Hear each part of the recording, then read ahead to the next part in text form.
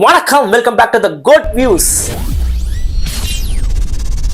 So the premiere review, அதாவது வேர்ல்டுலேயே first review போடுறது நம்ம சேனலாக தான் இருக்கணுன்றதுக்காக இந்த ப்ரீமியர் ஷோ, ப்ரெஷ் ஷோ, இதுக்கெல்லாம் எப்படியாவது அடிச்சு பிடிச்சி அவன் கையில் காலில் வந்து துன்பப்பட்டு துயரப்பட்டு எப்படியாவது ரிவ்யூ பண்ணுறதுக்காக வந்து நம்ம சேனலும் சரி நானும் சரி ஆயிராவது உழைக்கிறோம். ஸோ அதுக்காகவாவது சப்ஸ்கிரைப் பண்ணாதவங்க தயவுசெய்து சப்ஸ்கிரைப் பண்ணி சேனலில் பாருங்கள். இந்த மாதிரி வளர்ந்து வரும் யூடியூபருக்கு சப்போர்ட் பண்ணுங்க. அதே மாதிரி சப்ஸ்கிரைப் பண்ணிட்டு கழுவி ஊத்துறவங்க கமெண்ட்ல கழுவி ஊத்துங்க, தாராளமாக பிரச்சனை கிடையாது. குட் வியூஸை நம்ம அடுத்த ரிவ்யூ பண்ண போகிற படம் சந்தானம் நடிச்சிருக்கும் டிடி நெக்ஸ்ட் லெவல், பிரேமானந்த் டைரக்ஷன்ல, அதாவது டிடி ரிட்டர்ன்ஸ் எடுத்த டைரக்டர் தான் பிரேமானந்த். இவரோட அடுத்த படைப்பான டிடி நெக்ஸ்ட் லெவல், அதோட பிரான்ச்சைசி. ஸோ தில்லுக்கு துட்டோட பிரான்ச்சைசியா கண்டினியூ ஆயிட்டு இருக்க சந்தானத்தோட ஜேர்னில டிடி நெக்ஸ்ட் லெவல் எப்படி இருக்கு, படம் உண்மையா சிரிப்பு வருதா இல்லையா, பார்க்கலாமா வேணாம்ன்றது டக்குன்னு ரிவ்யூக்குள்ள பார்க்கலாம். சந்தானம் நம்மள மாதிரி ஒரு யூடியூப் மூவி ரிவ்யூவரா வராரு. இவரு பண்ண ஒரு விஷயத்தினால ஒரு பெரிய இழப்பு ஏற்படுது. அதனால இவர் வந்து ஒரு ஃபேண்டஸியா ஒரு விஷயத்துக்குள்ள போய் மாட்டிக்கிறாரு.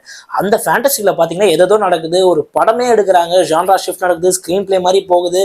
ஸோ இந்த மாதிரி விஷயங்கள்லாம் இன்ட்ரெஸ்டிங்கா ஒரு வேர்ல்டுக்குள்ள நம்மளை கூட்டு போயிறாங்க சொல்லணும். இதுக்கப்புறம் இவருக்கு ஒரு கெடு வருது உள்ள.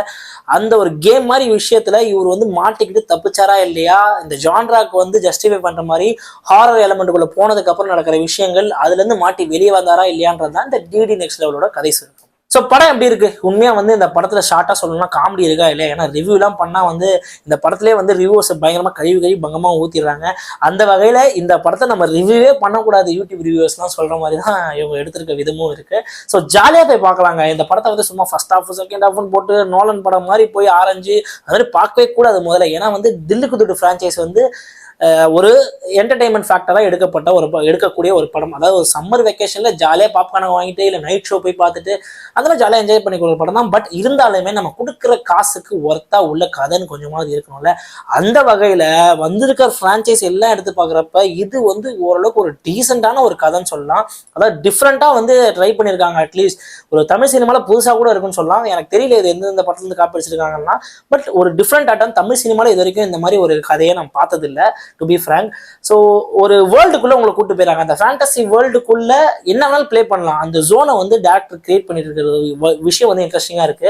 ஏன்னா என்னதான் யோசிக்கிறது இதுக்கு மேல, ஒரு பேய் படமா இருந்தா அந்த அரண்மனை மாதிரி இருக்கட்டும், காஞ்சனா மாதிரி இருக்கட்டும், சீரியஸா இருக்கட்டும், அந்த மாதிரி எடுத்துட்டு போய் அகலப்பழசா முடிஞ்சு போச்சு. இல்லைன்னா வந்து ரொம்ப ஜஸ்டிஃபைங்கா ஒரு ஹாரர் டிராமாவா எடுக்கணும், இல்லை ஹாரர் த்ரில்லரா எடுக்கணும். ஒரு ஹாரர் காமெடின்னு வந்துட்டுனா ஒரு வீட்டுக்கு போறாங்க, அந்த வீட்டுல போய் மாட்டுறாங்கன்னு அப்படின்னு இல்லாம டிஃப்ரெண்டா ஒரு மூவிக்குள்ளேயே வந்து நம்ம வந்து இன்னொருத்தவங்க இருக்கிறாங்க. அந்த ஒரு சந்தானம் வந்து ஒரு மூவி உள்ளே போயிட்டு அது உள்ள நடக்கிற விஷயங்கள்ல இருந்து வந்து வெளியே வராம அது வந்து பாத்தீங்கன்னா எதோ நடக்குது, ஃப்ளாஷ்பேக் போகுது, ஸ்க்ரீன் பிளே போகுது, திடீர்னு டிரான்சிஷன் கட்ஸ் நடக்குது.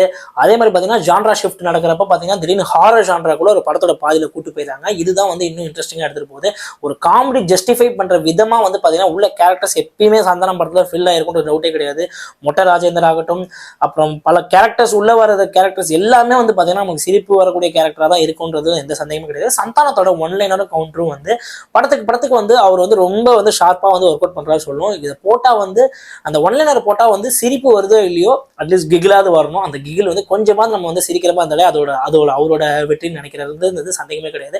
அந்த விதத்தில் சந்தானத்தோட பர்ஃபார்மன்ஸும் ஒன்லைனரும் அடிச்சு தூக்குதுன்றது டவுட்டே கிடையாது. ரெண்டாவது விஷயம், காமெடி உண்மையாக ஒர்க் அவுட் ஆகாது இல்லை. சந்தான காமெடி ஒரு பக்கம் இருந்தாலும் மற்ற மொட்டை ராஜேந்தர், ரெட்டின்னு இவங்கெல்லாம் பண்ணுற காமெடியும் பார்த்தீங்கன்னா அவங்க பாட்டில் வந்து என்னென்ன பண்ண முடியுமோ குறிப்பிட்டு ஃபர்ஸ்ட் ஆஃப் டேக் ஆஃப் ஆகிற விதம் அப்புறமா கொஞ்சம் ஸ்லோவாக இருந்தாலுமே செகண்ட் ஹாஃப்ல அந்த ஹாரர் ஜான்ராக்குள்ளே போனதுக்கு அப்புறம் படத்தில் வந்து காமெடிக்கு பஞ்சமே இல்லை. விழுந்து சிரிக்கிற அளவுக்கு வந்து ஒரு ஜாலியாக வந்து இந்த காமெடிலாம் நான் சிரிக்க மாட்டேன்ப்பா, ஒருன்னு பிடிச்ச பிள்ளையர் மாதிரி தான் பக்கத்தில் உட்காந்துருப்பேன், இதெல்லாம் எவனா சிரிப்பான் அப்படின்னு நினச்சிங்கன்னா கண்டிப்பாக சிரிப்பு வராது. ஜாலியாக ஃப்ரீ மைண்டடாக இருக்கிற டென்ஷனுக்கு இந்த மாதிரி படங்கள்லாம் கண்டிப்பாக ஒரு சேவியர் தான் சொல்லணும் தமிழ் சினிமாவுக்கு. ஜாலியாக போய் பாருங்க. வேற எதுவுமே ரிவ்யூ பண்ணணும் அப்படின்ற ஒரு பெர்ஸ்பெக்டிவ் நானே இதை பண்ணலை. ரொம்ப நான் என்ஜாய் பண்ணேன் இந்த படத்தை. கதை வயசுமே ரொம்ப இன்ட்ரெஸ்டிங்காக எனக்கு இருந்துச்சுன்னு தான் சொல்லணும். ஸோ சந்தானம் நிறைய இந்த மாதிரி படங்கள் வந்து அவர் டிஃப்ரெண்டான அட்டம்ப்ட்ல பண்ணணும். அதே மாதிரி வந்து இப்போ அடுத்து சிம்பு கூட வந்து ஒரு திருப்பி வந்து பேக் காமெடினா பண்றாரு, ஒரு லீட் ரோல்ல ஒரு சப்போர்ட்டிங் ரோலா பண்றாருன்னு சொல்லணும். அந்த மாதிரி அவர் வந்து நிறைய பண்ணாருன்னா அவரோட கெரியர் கொடுத்துக்கும் அவரோட கிராஃப்க்கும் இன்னும் சூப்பராக சொல்லலாம். ஸோ இவ்வளவுதான் இந்த டிடி நெக்ஸ்ட் லெவல். இதுல வந்து பாத்தீங்கன்னா ரொம்ப அலசி ஆராயறதுக்கு எதுவுமே கிடையாது. ஜாலியா போங்க, ஜாலியா பார்த்துட்டு வாங்க. சில இடங்கள் கிரிஞ்சாகவும் இருக்கும், சில பாடல்கள் வந்து ஒர்க் அவுட் ஆகாமல் போகிறது, இதெல்லாம் இந்த டிடி ஃப்ரான்ச்சைஸ்ல எல்லாமே இருக்கிற பிரச்சனைகள் தான்.